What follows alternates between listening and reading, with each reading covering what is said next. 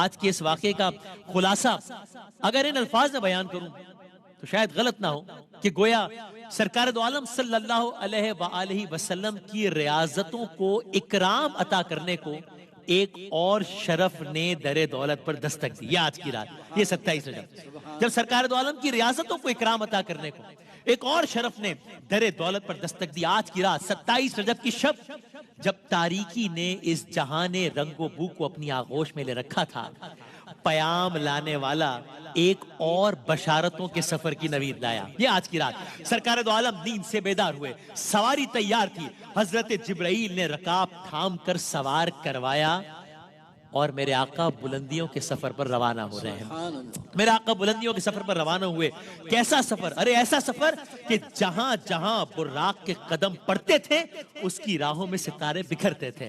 جہاں جہاں براق کے قدم پڑتے تھے اس کی راہوں میں کہکشائیں بچتی چلی جاتی تھی. ایک آسمان، دوسرا آسمان، تیسرا آسمان، 7 آسمانوں میں دور دور تک ایک ہی صدا تھی. وہ کیا صدا؟ یہ تھی کہ آج وہ آسمانوں کا مہمان بننے والا ہے جس کی خاطر یہ رفیع الشان افلاک بنائے گئے. آج وہ مہمان ہے جس کے لیے زمین کا فرش بچھایا گیا ہے. آج وہ مہمان ہے جس کے نور سے آفتاب روشن ہے. آج وہ مہمان ہے جو مہتاب ضیاء بار ہے. آج وہ مہمان ہے جس کے نام پر ستارے گردش کرتے ہیں. آج وہ مہمان ہے کہ سمندر جس کے نام سے جاری و ساری ہے اور کشتیاں ان کے سینے پر سبک خراں. یہ آج کی شب. تو آج کون مہمان ہے؟ آج وہ مہمان ہے کہ جو آسمانوں پر احمد کے نام سے پہچانے جاتے ہیں، زمین والے انہیں محمد کہتے ہیں صلی اللہ علیہ وآلہ وسلم. آج وہ مہمان ہے کہ جن کی سب سے زیادہ توصیف کی گئی، جو سب سے زیادہ حمد کرنے والا عبد خاص ہے.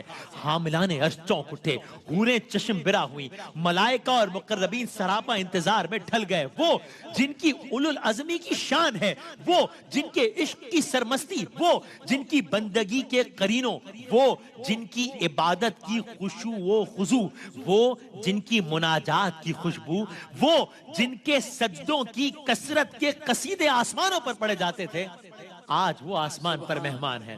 وہی آج آسمان پر مہمان ہوئے تھے. کیوں مہمان ہوئے؟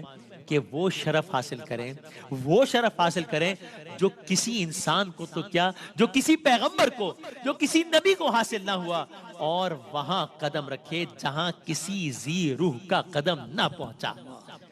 اپنے خالق حقیقی کی اس عنایت پر سرکار دو عالم کے لبوں سے حمد کے پھول چھڑنے لگے. اللہ جانے کیا منظر ہوگا، اللہ جانے. میں تو یہ بھی نہیں کہہ سکتا کہ ہم صرف سوچ سکتے ہیں کہ کیا منظر ہوگا، ہم سوچ بھی نہیں سکتے، ادراک بھی نہیں کر سکتے. بس اپنے خالق حقیقی کی عنایت پر سرکار کے لبوں سے حمد کے پھول چھڑنے لگے. جبرائیل امین کے امراہ وہ عرش پر جہاں جہاں جہاں جہاں سے گزرے، حاملین عرش نے شایان شان استقبال کیا، فرت اشتیاق سے ہاتھوں ہاتھ لیا، اور سرکار دو عالم صلی اللہ علیہ وآلہ وسلم معراج کی منازل طے کرتے چلے گئے، طے کرتے چلے گئے، طے کرتے چلے گئے. لیکن اچانک ایک مقام آیا کہ اب تک تو میرے آقا اور جبرائیل امین ساتھ ساتھ ہیں، منازل طے ہو رہی ہیں، لیکن اچانک ایک مقام پر جبرائیل رک گئے. جبرائیل رک گئے، سردار ملائکہ رک گئے.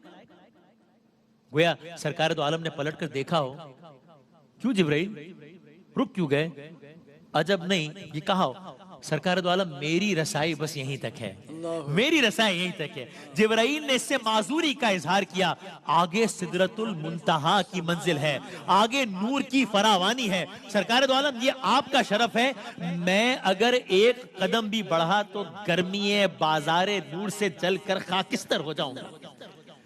اب سرکار دو عالم صلی اللہ علیہ وآلہ وسلم آگے بڑھ رہے ہیں. آگے بڑھ، جبرائیل وہیں رہ گئے، میرے آقا آگے بڑھ گئے اور اس مقام پر پہنچے جو عقل انسانی سے ماورا ہے. اسی لیے میں نے کہا کہ میں تو یہ بھی نہیں کہہ سکتا کہ ہم صرف سوچ سکتے ہیں کہ کیا منظر تھا، ہم سوچ بھی نہیں سکتے.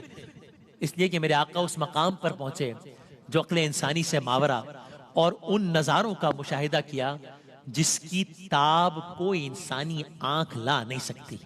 بس سرکار دو عالم نے میراج کا شرف حاصل کیا، انسانیت اس شرف و سربلندی پر نازاں ہوئی۔ سرکار دو عالم زمان و مکان کی حدود سے بالا تر ہو گئے تھے، وہ وہاں پہنچے جہاں وقت کی اپنی حدود تھی، وہ وہاں پہنچے جہاں فاصلوں کی اپنی اکائیاں تھی، وہ وہاں پہنچے جہاں اس جہان فانی